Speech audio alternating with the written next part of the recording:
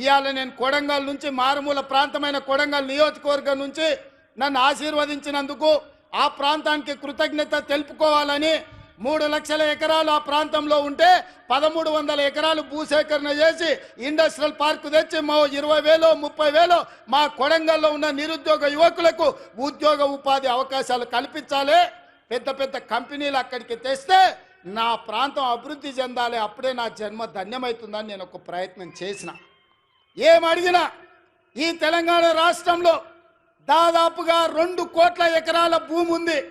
2 కోట్ల ఎకరాల భూమిలో కొడంగల్లో 1300 ఎకరాల భూమి సేకరించి ఒక పారిశ్రామిక వాడను నిర్మించి కొడంగల్ను నేను అభివృద్ధి చేయాలంటే చిచ్చు పెట్టి లగచర్ల మంటలు పెట్టి అధికారులను కొట్టించి కలెక్టర్ల మీద దాడులు చేపించి ఇవాళ అమాయకులైన మా లంబాడి సోదరులను జైళ్లకు పంపించారు.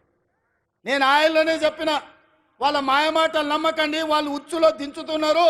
ఆనాడు తెలంగాణ ఉద్యమంలో కూడా ఇట్లనే చేసిండ్రు. అగ్గిపెట్టె రావు గారు 100 రూపాయలు పెట్టి పెట్రోల్ తెచ్చుకున్నాడు, కానీ 10 పైసలు పెట్టి అగ్గిపెట్టె తెచ్చుకోలే. ఈ అగ్గిపెట్టె రావుని నమ్మకూర్రా నాయన అని చెప్పిన.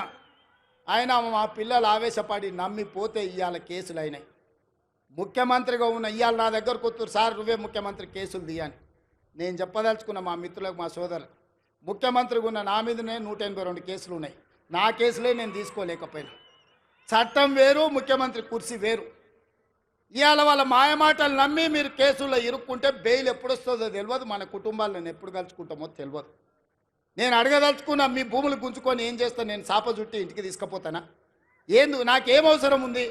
ఇవాళ 1300 ఎకరాలు కొడంగల్లో భూమి తీసుకుంటే నేను పట్నం తీసుకుపోయేది ఉందా, లేకపోతే కొండారెడ్డిపల్లికి తీసుకుపోయేది ఉందా?